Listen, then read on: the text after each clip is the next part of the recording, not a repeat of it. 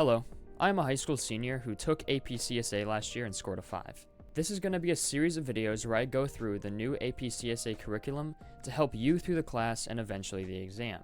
I wanted to do this for mainly two reasons. First, with the updated curriculum, all of the videos made for this course previously are now outdated. And second, all of these videos I feel miss the authenticity I hope to provide from being an actual student who took the exam. Without further ado, let's go.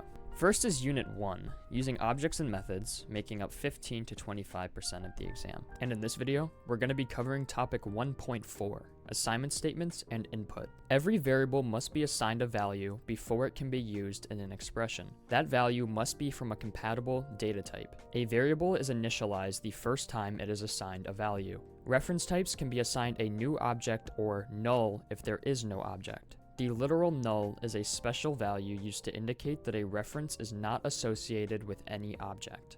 Let's say we want to create an int variable x. First, we are going to declare it, which means to give it its name and associated data type. Now, if we write a line of code to print an arithmetic expression including the variable and try to compile it, we are going to get an error that says variable x might not have been initialized. This basically equates to, you gave me this garbage variable x that doesn't mean anything. In order to include it in an expression, we must give it an assigned value. This is called initializing a variable. Now, the code will compile and run. Now let's say we want to create a string variable called message. First we declare it, but maybe we're not sure what the message is going to be yet, and it's something that will be determined later in the program. Because a string is a reference type, we can initialize it with the literal null. Null acts as a placeholder until an object with the matching data type is actually assigned to the variable. The assignment operator allows a program to initialize or change the value stored in a variable. The value of the expression on the right is stored in the variable on the left. If you've been following my videos thus far, you've seen me do this a bunch of times. If we go back to the x variable from earlier, we originally initialized it with the value of 5. This was of course done by using the equal sign. Later down the line, we can reassign the value of x to a different value as well. Notice how when I reassigned the x variable to 4, I did not include the data type. This is because the variable has already been declared and you do not need to do it again. If we set up some print statements in between, when it is printed the first time, x is holding the value of 5. When it is printed the second time, it is holding the value of 4, and the output reflects that.